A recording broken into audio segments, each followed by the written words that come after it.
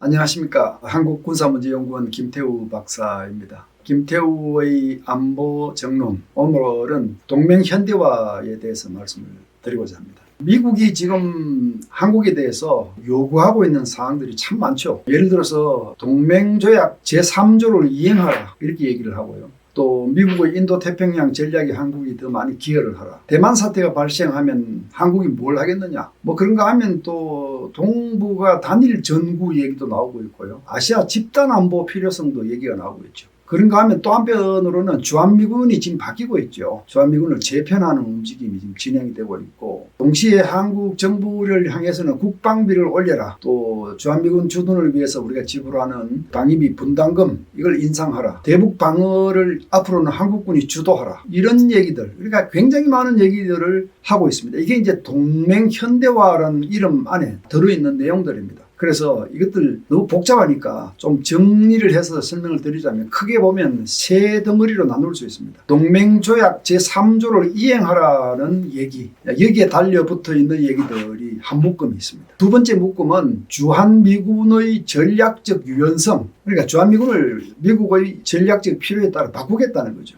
규모나 구조를 바꿀 수 있다는 것이죠. 그다음에 세 번째 묶음은 한국이 안보 비용을 더 많이 내라는 겁니다. 이제 국방비 얘기가 바로 이제 이런 쪽에 있는 것이죠. 동맹 현대화가 의미하는 많은 것들을 이렇게 세 묶음으로 나눌 수가 있는데, 오늘 첫 시간에는 동맹조약 제3조를 이행하라는 미국의 요구, 이게 과연 무엇을 의미하느냐, 여기에 대해서 말씀을 드리려고 합니다. 사실 미국이 한미 상호 방위조약 3조를 이행하라라고 하는 말은 금년 7월부터 부쩍 본격적으로 나왔습니다. 7월 달에 미국의 케빈 킴이라는 국무부 부차관이죠. 한국에 와서 이 한미동맹조약의 적용 범위를 태평양 지역으로 확대해야 한다, 이렇게 얘기를 했죠. 또 이어서 국무부의 랜다우 차관 이런 분도 와서 뭐 미래형 포괄적 전략동맹으로 가야 한다, 이제 이렇게 얘기를 하면서 동맹을 현대화하고, 이런 얘기들이, 한미동맹조약은 한국만 방어하기 위해 존재하는 조약이 아니다. 미국이 필요하면 미국을 도와야 한다. 한국이 도와야 한다. 이제 뭐 이런 의미죠. 한국은 반도 국가이지만 미국은 태평양에 영토가 있고 안보적 관심사, 안보적 이해가 걸려있기 때문에 태평양 전체적으로 적용해야 한다. 뭐 이걸 한마디로 얘기하자면 한미 동맹 조약의 적용 지역을 확대해야 한다. 그런가 하면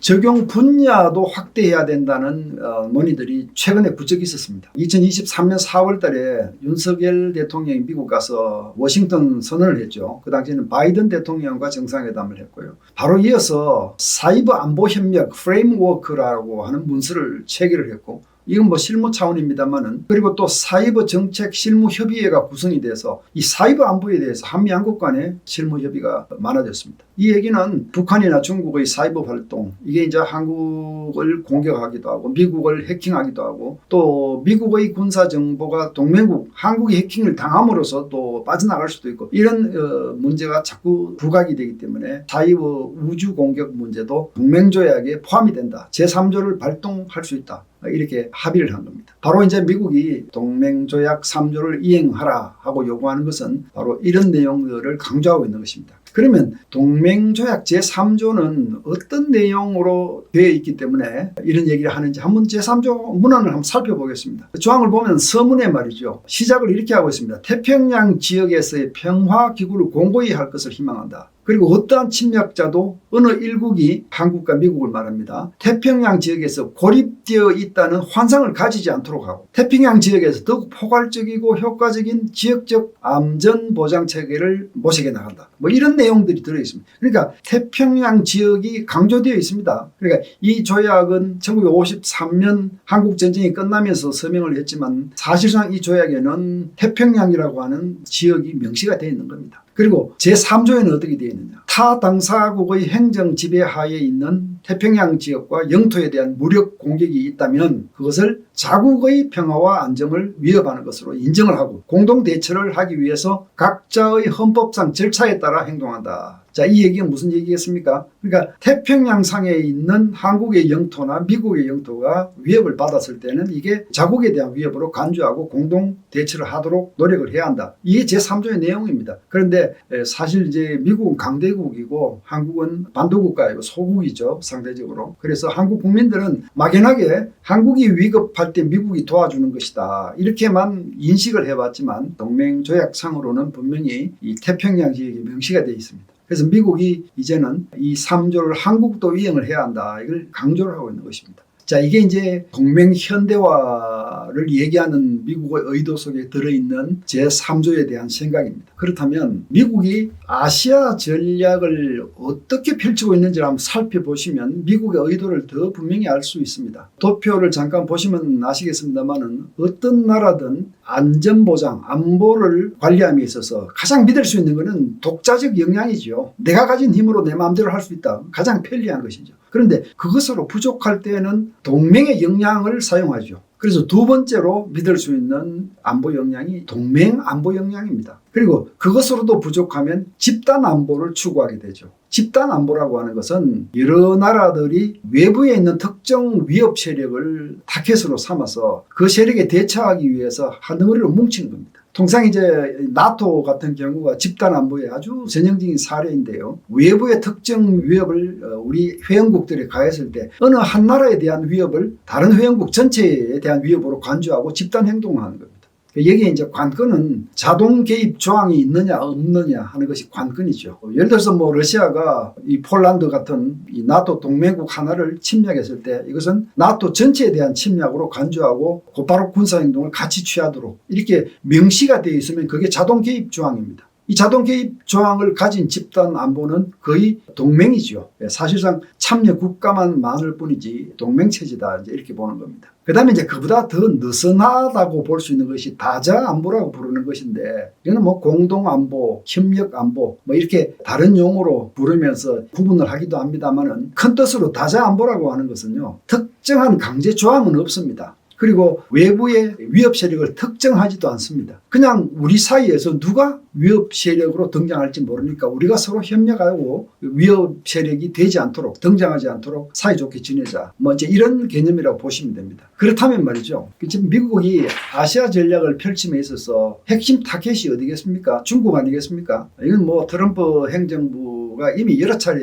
천명을 하기도 했고, 또 미국 국방부가 내놓은 임시 국가 국방 전략 지침, 여기에서도 명시를 했습니다. 그러니까 중국의 팽창, 중국의 이 군사적, 정치적 위협을 견제하는 것을 미국 아시아 전략의 최대 목표다. 세계 전략의 최대 목표지요. 또 그 다음은 뭐가 되겠습니까? 중국과 같이 궤를 취하고 있는, 같은 보조를 취하고 있는 소위 권위주의 국가들 아니겠습니까? 그게 이제 러시아, 북한, 이란 이런 나라들. 그래서 미국이 이런 나라들을 견제함에 있어서 미국의 독자 역량을 가장 우선적으로 중시하겠지만, 이제는 동맹도 필요하다. 동맹도 여기에 적극 나서야 한다. 이런 의미가 담겨져 있죠. 그 미국이 많은 동맹을 가지고 있습니다. 미-이스라엘 동맹도 있고, 한미 동맹도 있고요. 미-일 동맹, 미-필리핀 동맹, 미-호주 동맹, 이런 동맹들이 많이 있습니다. 이 동맹들이 앞으로는 더욱더 적극적으로 이 미국의 전략적 목표 수행에 협조자로 나서야 한다. 비용도 더 물어야 한다. 이런 메시지를 지금 강력히 주고 있는 겁니다. 거기에다가 이제 아시아판 나토, 이게 이제 집단 안보입니다. 집단 안보 체제가 되면 더 많은 나라들, 더 많은 아시아 국가들이 한 덩어리가 돼서 중국 위협을 견제를 해야 한다. 이런 얘기가 되겠죠.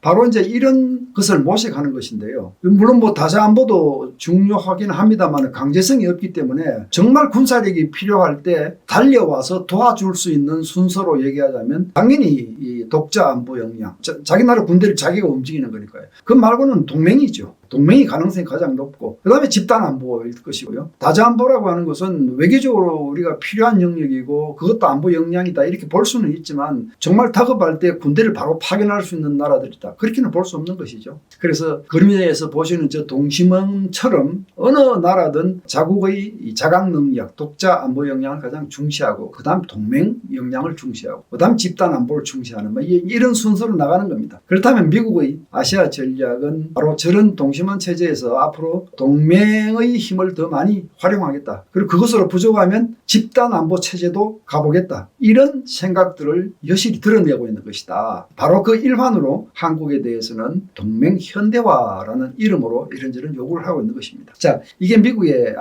아시아 안보 전략이고요. 그렇다면 한국은 이러한 미국의 요구에 대해서 어떻게 대응을 해야 하느냐? 이거는 뭐 제 생각입니다. 첫 번째로 대만 사태가 발생했을 때 한국이 어떤 역할을 할 것이냐. 미국이 사실 우리한테 요구를 하고 있는 겁니다. 참 이 문제는 민감한 문제인데요. 제가 잠시 도표를 보여드리면 중국이 대만을 침공할 가능성이 있느냐 없느냐, 이 문제는 사실 많은 전문가들이 논하고 있습니다만 2027년까지 그 이전에 아마 침공할 것이다, 이런 얘기도 있고 뭐 영영하지 못할 것이다, 이런 예상도 있습니다. 그러나 침공을 한다고 하면 어떻게 할 것인지를 한번 가정해 볼 필요가 있어요. 그렇게 되면 단계별로 생각할 수 있는데, 중국이 1단계에서는요 사이버 공격, 우주 공격, 그다음에 인지전, 심리전이죠. 그렇게 하면서 미사일을 먼저 때릴 겁니다. 이게 아마 첫 단계 공격 패턴이 될 것이고요. 그 단계를 넘어서면요, 미국 군대나 일본이나 또는 뭐 미국의 동맹국들이 대만을 돕기 위해서 동원될 수가 있겠죠. 그 가능성을 차단하는 소위 A2AD라고 하는 거는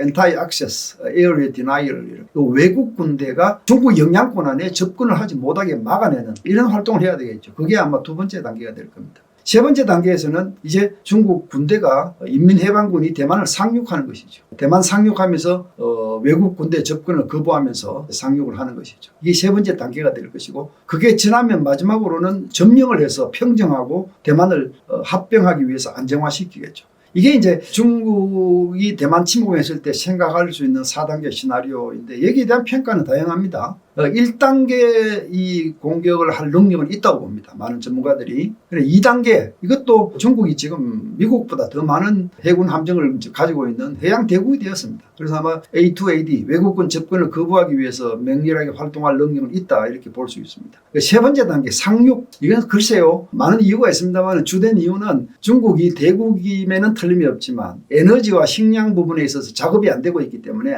초강대국의 요소를 다 갖추고 있는 나라가 아니다, 뭐 이런 지적을 하는 것 같습니다. 어쨌든 이게 이제 중국의 대만 침공 시나리오인데, 이런 상황이 전개되기 시작했을 때 한국은 어떻게 해야 하느냐, 많은 고민을 해봤습니다. 아마 한국으로서 4가지 선택이 있을 겁니다. 첫째는 방관하는 것이고요, 나몰라라 하는 거지요. 미국이 대만에 가서 싸우든 말든 우리는 관여하지 않겠다는 거죠. 두 번째는 인도적 지원만 하는 겁니다. 우리가 우크라이나에 뭐 약품을 보내고 무기가 아닌 뭐 다른 건설 지원을 하고 뭐 이런 것들은 다 이제 크게 보면 인도적 지원에서 우리도 고선에서 대만을 도울 수 있다.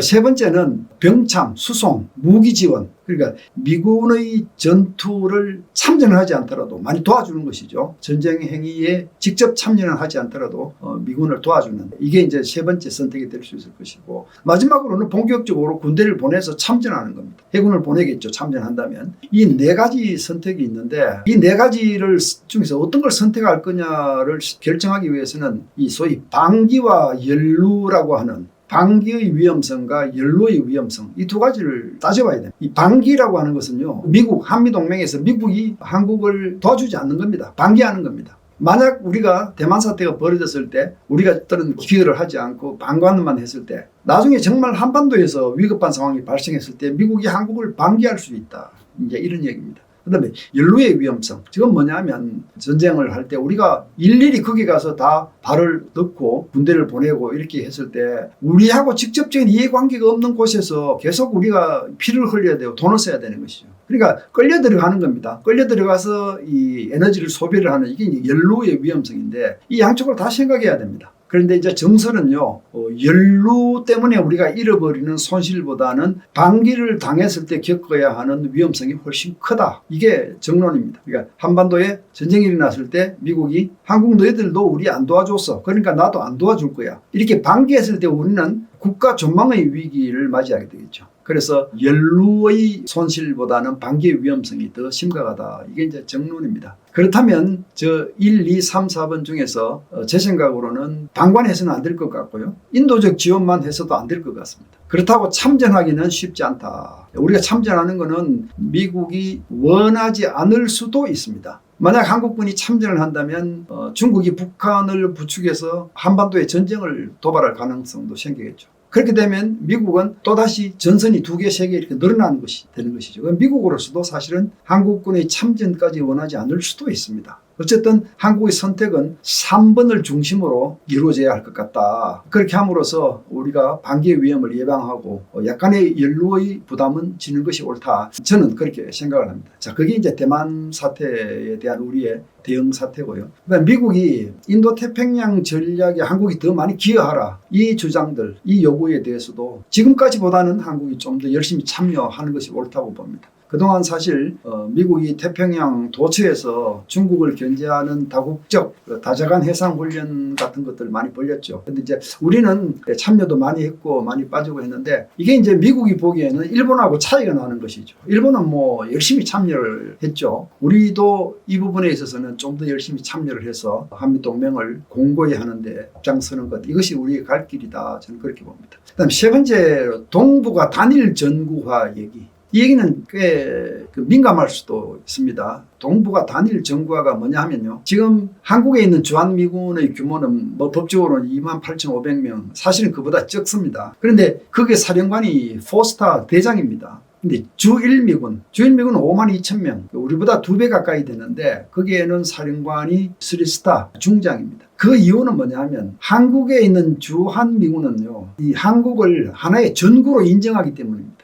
오늘이라도 전쟁 나면 곧바로 파이팅에 들어갈 수 있는 전투부대 체제로 운영을 하고 있거든요. 그런데 일본의 주1미군은 그보다 느슨합니다. 하와이에 있는 사령부로부터, 인도태평양 사령부로부터 지시를 받아서 주1미군을 행정적으로 관리하면서 당장 오늘 저녁에 싸우는 전투부대 상태로 운영하는 건 아닙니다. 그래서 위상이 주한미군의 위상이 더 높다. 그게 지금까지 상황입니다. 그런데 지금 단일 정부와 여기는 일본과 미국 사이에서 굉장히 활발하게 일어나고 있습니다. 트럼프 대통령 취임 직후인 2월 달에 헤그셰스 국방장관이 일본을 방문했을 때 일본 국방장관과 바로 저런 얘기를 바로 주고받았습니다. 앞으로는 중국의 위협이 자꾸 더 커지니까 일본, 한국, 호주, 필리핀 이런 나라들을 다 묶어서 이 전체를 하나의 단일 정부화로 가자. 이게 이제 일본이 얘기했던 것이고 미국이 거기에 대해서 화답했습니다. 미국이 화답한 게 바로 아시아 집단안보 이런 얘기입니다. 그러니까 단일 정부가 더 커지면 아시아 집단안보가 되는 것이죠. 그래서 미국은 아시아 집단안보가 필요할 수도 있다 하는 말로 사실 화답을 하면서 저 분야에서 양국 간의 대화가 진전이 있습니다. 일본은 지금 자위대를 주일미군과 협력할 수 있는 체제로 전환하기 위해서 노력 중이고 또 미국도 유사시에 주1미군이 일본 자위대와 한 덩어리가 돼서 싸울 수 있는 체제로 만들어가기 위해서 협의를 진행하고 있는 겁니다. 그래서 만약에 저렇게 되면 어떻게 될까요? 이 아시아 전체가 하나의 동북아시아 전체가 단일 정부로 바뀐다면 주한미군의 위상이 주1미군과 역전될 가능성이 있죠. 왜냐하면 일본이 중심지가 되고 일본이 미국의 아시아 태평양 전략의 중심지가 되고 오히려 주한미군이 있는 한반도는 변방이 될 수가 있는, 그러니까 일본의 위상이 커지고 한국의 위상이 낮아질 수도 있고 미국의 아시아 전략에 차지하는 비중도 일본이 중심이 되고 한국은 위상이 낮아질 수 있는, 그러니까 이런 민감한 문제들이 있습니다. 물론 한국과 일본은 자유민주주의를 공유하는 우방국이기 때문에 그 우방의 틀 안에서 이건 해결해야 될 문제입니다만은 한국으로서는 동북아 단일 정부화가 실현이 되더라도 주한미군의 위상과 임무 또 대북 억제력 이런 것들을 약화시키지 않도록 노력을 해야 한다. 이게 이제 우리의 대응 방향이 되겠습니다. 마지막으로 아시아 집단안보 체제까지 갔을 때는 또는 저 방향으로 가기 위한 논의가 본격화된다면 한국은 어떤 자세를 취할 것이냐. 이거는 앞에서 제가 보여드린 그 동심원들을 보시면요, 거기 정답이 다 있습니다. 아시아 집단안보가 된다면요, 당연히 한미동맹이 희석될 가능성이 있습니다. 그리고 주한미군의 역할도 희석될 가능성이 있습니다. 왜냐하면 이제는 아시아의 이 집단안보 체제에 참여하는 국가들 전체가 한 덩어리가 돼서 중국 북쪽으로부터의 위협에 대처하는 이런 체제이기 때문에 한국으로서는 장점도 있고 단점도 있을 수 있습니다. 장점이라고 한다면 북한이 전쟁을 도발하기는 더 어려워질 수 있습니다. 왜냐하면 저 체제가 되면 북한이 전쟁 도발하면 이제는 한국군이나 한국군 미군과만 싸우는 것이 아니라 아시아 국가들하고도 같이 싸워야 되는 것이죠. 전쟁 억제력은 더 커질 수 있는데 방금 말씀드린 것처럼 한미동맹이 희석되고 주한미군의 역할이 희석되는, 한국으로서는 막아야 되는 이런 사태도 생길 수 있습니다. 이게 단점이라면 단점이죠. 그래서 이 집단안보 체제가 본격화될 때 우리 한국이 취해야 될 자세는 앞서 말씀드린 동심원대로요, 자강, 그러니까 독재 역량이 가장 중요하다는 것, 결코 명심 해야 됩니다. 이거 뭐 아시아 집단 안보니까 뭐 우리는 국방을 등한시해도 괜찮다 이런 생각 가지면 안 된다는 뜻입니다. 그 다음에 우리의 안보 역량 이외에 그 다음 중요한 건 역시 동맹의 안보 역량입니다. 우리가 위급할 때 달려올 수 있는 가능성이 가장 높은 것이 동맹이거든요. 그리고는 한미일 이 세 나라 사이의 안보 공조도 굉장히 중요해집니다. 동맹 다음으로는 우리가 의존할 수 있는, 우리가 다급할 때 의존할 수 있는 세력이 한미일 역량일 겁니다. 그리고는 또 한일 간의 협력, 글쎄요 뭐 협력을 어느 선까지 할 수 있느냐 거기에 대해서는 많은 논의가 필요하겠습니다만은 일단 한일 관계도 중요하다. 그 다음에 이제 다른 나라들과의 관계도 중요하다. 이 우선순위를 분명히 가슴에 담고 아시아 집단안보 논의에 임해야 한다. 이게 우리의 대응 방향이 되겠습니다. 자, 이제 다시 한 번 더 정리를 해서 말씀을 드리겠습니다. 미국은 지금 동맹 현대화라는 이름으로 굉장히 많은 것을 요구하고 있는데요. 그걸 세 묶음으로 나누면 동맹조약 제3조를 이행하라는 얘기가 한 묶음이고요. 두 번째는 주한미군을 바꾸겠다. 주한미군의 전략적 유연성이다. 뭐 이런 얘기. 세 번째 묶음은 한국이 안보 비용을 더 많이 쓰라. 이 세 묶음인데 오늘은 제가 첫째 묶음을 말씀드린 겁니다. 동맹조약 제3조를 이행하라고 하는 말 안에 이런 얘기들이 다 들어있다는 것. 미국의 인도태평양 전략에 한국이 더 많이 기여하라. 대만 사태가 발생했을 때 한국이 어떤 역할을 하라. 동북아 단일 정부가 추진되더라도 한국은 협력하라. 아시아 집단안보 체제가 구성이 되더라도 한국은 거기서 분명히 해야 될 역할을 해야 한다. 이런 얘기들이 바로 동맹조약 제3조를 이행하라는 말 속에 들어있는 것입니다. 자, 이렇게 함으로써 우리가 동맹 현대화에 대한 이해를 조금 더 높일 수가 있다고 생각합니다. 오늘은 여기까지 하겠습니다. 감사합니다.